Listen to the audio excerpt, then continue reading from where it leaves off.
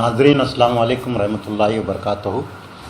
बंदगी मखदूम हज़रत ख्वाजा बंदा नवाज़ गिसूदराज रहमतुल्लाहि अलैह के नबीरा व जानशीन क़ुतबुल अक़ताब हज़रत सैयद शाह क़बूलुल्लाह हुसैनी अलमारूफ़ ख्वाजा गंज बख्श रहमतुल्लाहि अलैह के 595वें उर्स शरीफ के मौके पर तक़द्दुस माव हज़रत अबुल फ़तह सैयद शाह हसन शब्बीर मोहम्मद हुसैनी ज़ैदी अलमारूफ़ अकील बाबा साहब सज्जाद नशीन बारगाह आलिया के कल्फ़ अकबर और जानशीन फजलत माब हज़रत सैयद शाह यदुल्ला हुसैनी अलमारूफ़ निज़ाम बाबा साहब से आज हम ख़ुसूसी गुफ्तगू करेंगे। हमारे साथ निज़ाम बाबा साहब तशरीफ़ फरमा है। ATV के इस ख़ुसूसी प्रोग्राम में आपका खैर मक़दम है।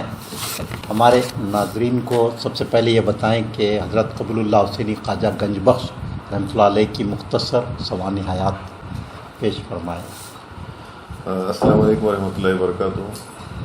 मैं ATV का बिलखुसूस अज़ीज़ुल्लाह सरमद साहब का शुक्रगुज़ार हूँ कि मुझे मौका इनायत फरमाया कि मैं आपके सामने मुख्तसर हालात हज़रत ख्वाजा गिसूदराज के नबीर व जानशीन हज़रत ख्वाजा गंज बख्श के मुतालिक़ डाल सकूँ।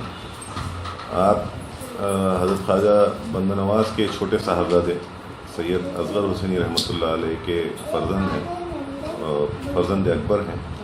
आपकी पैदाइश जब हज़रत ख्वाजा गिसूदराज दिल्ली से गुलबर्गा का सफ़र फरमा रहे थे तो गुजरात में खंबायत मुकाम पर आपकी पैदाइश हुई।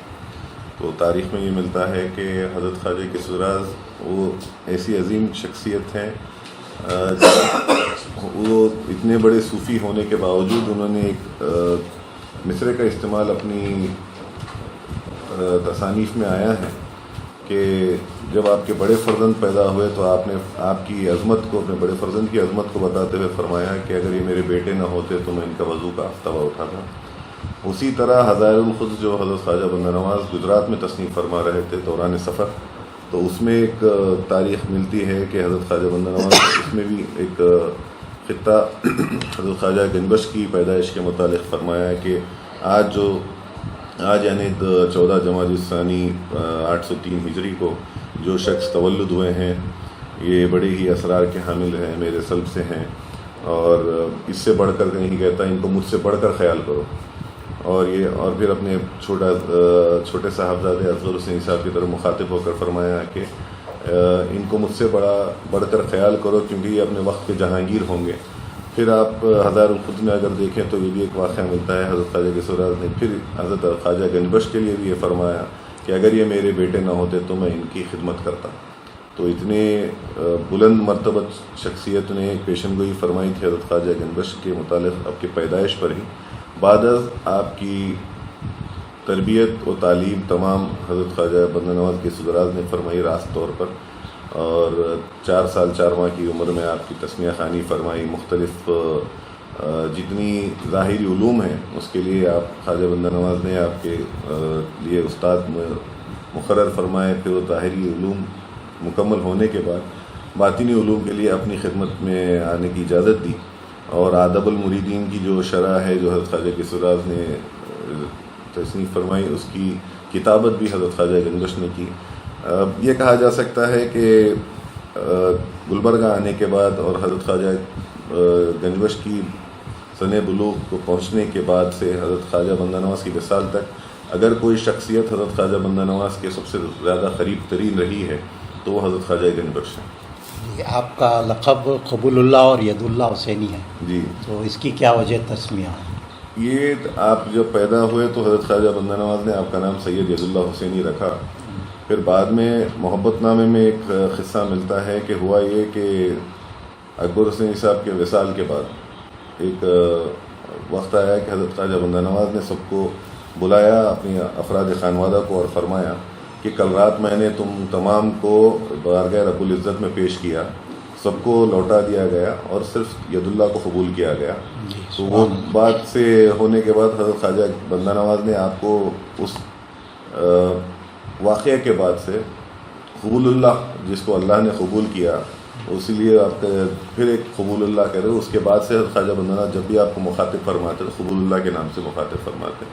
आपका हकीकी नाम पैदाइश का तो यदुल्लाह है, पर आपको क्योंकि बारगाह रब्बुल इज़्ज़त में कबूल किया गया बारगाह, तो اس وجہ سے آپ کا لقب قبول اللہ اور گنبش ہوا۔ جی صاحب، یہ حضرت خواجہ دکن خواجہ بندہ نواز گیس دراز رحمۃ اللہ علیہ اور خواجہ گنج بخش رحمۃ اللہ علیہ دونوں کے اعراض میں جھیلے کی تقریب ہوا کرتی ہے، جی جی، تو اس کا کیا پس منظر ہے؟ یہ جھیلا جو ہے یہ کوئی گھرانے یا کوئی سلسلے کی کوئی چیز نہیں ہے، دکن کے خطے کی ایک چیز ہے جو آج بھی میں سمجھتا ہوں گلبرگہ کے اطراف و اکناف ہوتی ہے۔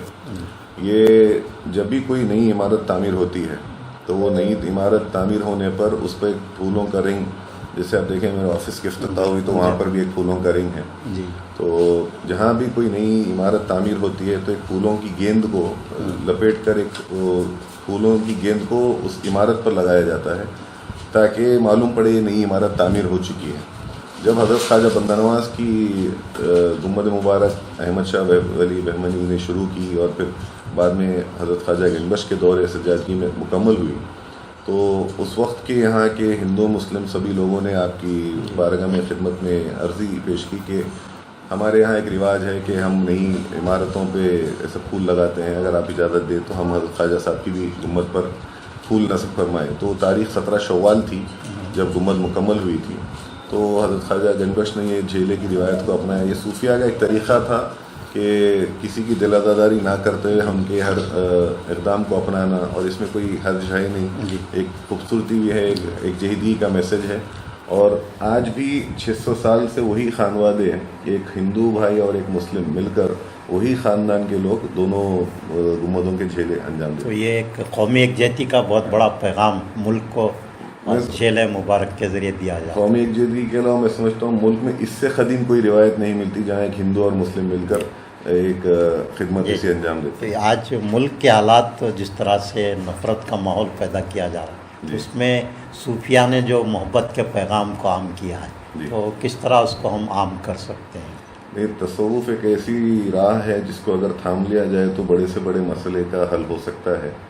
کچھ دنوں پہلے ہی میں ایک کتاب دیکھ رہا تھا، چراغ کا سفر، جس میں ایک مجھے روایت ملی جب فیروز شاہ بہمنی اور احمد شاہ ولی میں بھی جب جنگ چھڑنے کے آثار ہو گئے تھے اور حالات یہ ہو گئے تھے کہ کہیں جنگ ہو کر کئی عوام کا قتل عام ہو سکتا تھا، کیونکہ کچھ لوگ فیروز شاہ کی طرف تھے، کچھ لوگ احمد شاہ ولی کی طرف تھے۔ اس وقت حضرت خواجہ گنبش کا بیچ میں آنا اور ان دونوں کو بیچ میں صلح نامہ کرانا ایک بڑی اہم بات معلوم پڑی مجھے بھی، تاکہ میرا بولنے کا مقصد یہ تصوف کی راہ ایسی ہے جو بادشاہ کو بھی سمجھا سکتی ہے، ایک فقیر کو بھی سمجھا سکتی ہے۔ راہ سلوک میں سب سے اہمیت ہے دل کی نرمی، اور دل کی نرمی راہ خدا کی جانب جب سالک چلنا شروع کرتا ہے، یہ تمام تعلیمات خانقاہوں سے ملتی ہیں۔ جب خانقاہیں اپنا کام صحیح طریقے سے کریں گی تو میں سمجھتا ہوں ملک کے حالات خود بخود جی، صوفیہ کرام نے علم اور ادب کو فروغ دینے میں بہت اہم رول ادا کیا ہے۔ جی، خود خواجہ بندہ نواز گیس دراز رحمۃ اللہ علیہ نے بھی ادب کو بہت زیادہ فروغ دیا۔ تو اب فی الحال اردو ادب کو فروغ دینے کے لیے آپ کے بارگاہ سے کیا کام ہو رہا ہے؟ اردو ادب کی فروغ کے لیے تو ہمارے یہاں سے کچھ چیزیں چل رہی تھی، پر آپ قدیم جو ایک روایت تھی، یہ مشاعرے کا احیاء کرنے کی بہت دنوں سے خواہش تھی، آپ حضرات کے تعاون کے ساتھ الحمدللہ اس کو ایک طریقے سے ہم نے کوشش کی ہے۔ پھر سے 3 سال ہو گئے ہیں، احیاء ہو چکا ہے اس کا ایک۔ تو اس میں آپ نے کاڑا شعرا کو بھی ہر سال شامل کیا ہے، تو اس کے پیچھے کیا مقصد؟ یہ دیکھیے، کنڑا جو ہے ہماری اس ریجنل لینگویج ہے، اور ایک اردو ادب کے ساتھ ساتھ ہماری خانقاہ سے ہم چاہتے تھے کہ ہمارے لسانی کا بھی پیغام پہنچے، اور کنڑا شعرا کو بھی صوفیہ اکرام کی طرف اور کنڑا جاننے والوں کو بھی صوفیہ اکرام کی طرف راغب کرنے کے لیے ہم نے ایک قدم بڑھایا ہے، جس سے بہت لوگوں نے پسند بھی کیا ہے۔ الحمدللہ پہلے 2 شاعر آیا کرتے تھے، اب اس مرتبہ 5 کنڑا کے شاعر بھی ہمارے پاس شامل ہو رہے ہیں، جس سے بات وہی ہے کہ میسج کس طرح عام کیا جائے۔ Peace and humanity is the basic of Sufism, اس کو عام کرنے کے لیے چاہے کسی بھی لینگویج ہو، ہم سب کوشش کریں گے کہ اس میں آگے بڑھیں۔ یہ آپ کا اقدام قابل مبارکباد ہے، لیکن اس موقع پر میں چاہوں گا کہ بسویشور کے جو وچن ہیں اس کو اردو زبان میں ٹرانسلیٹ کیا جائے، تو ہمارے صوفیہ کے خاص طور پہ خواجہ بندہ نواز کی اور خواجہ گنج بخش کی تعلیمات کو کنڑا زبان میں بھی ट्रांसलेट करने के लिए कोई काम आपकी जानिब से हो रहा है क्या? जी, क्या कोई मंसूबा है ऐसा? नहीं, मंसूबा तो था। पिछली बार 2 साल कबल हमने एक किताब हमारी खानखा की जानिब से एक सीयर मोहम्मदी जो सबसे मुस्तनद किताब है उसका कन्नड़ा और इंग्लिश तर्जुमा हमने लोगों की आसानी के लिए दिया। इस साल कोशिश थी कि जो दूसरी मुस्तनद किताब है ख्वाजा साहब की ज़िंदगी पर, तारीख़ हबीबी, उसका काम शुरू ज़रूर हुआ था पर वजूहात कुछ ऐसे है कि मुकम्मल ना हो पाया। तो हमें कोशिश ये है कि ख्वाजा साहब के उर्स तक इंशाल्लाह तारीख़ हबीबी का भी इंग्लिश और कन्नड़ा का वर्जन आ जाएगा ताकि इस खत्े के लोगों को हज़रत ख्वाजा गौसुल-राज़ की शख्सियत से वाकिफ़ कराने में आसानी हो। पहले एक मरतबा जब शख्सियत से वाकिफ़ हो जाएंगे तो हम उनकी तालीमी किताबों को भी इंशाल्लाह मंसूबा रखते हैं कि एक एक करके इंशाल्लाह अगले 5 साल 10 साल में तमाम किताबें ऑनलाइन आपको दस्तयाब होंगी।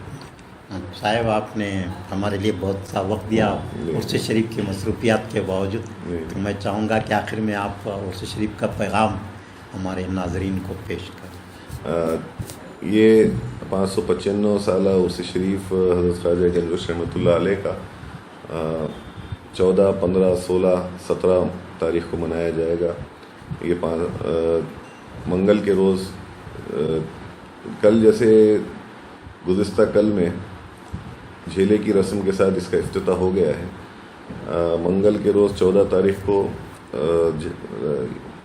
जलसा अज़मत औलिया है जिसमें बैरूनी और मुकामी हज़रात खिताब फरमाएंगे। उसके अगले रोज़ क़दीम रिवायत के मुताबिक गुम्बद मुबारक में जलसा खिरातुन्नात सुबह होगा 8-9 बजे।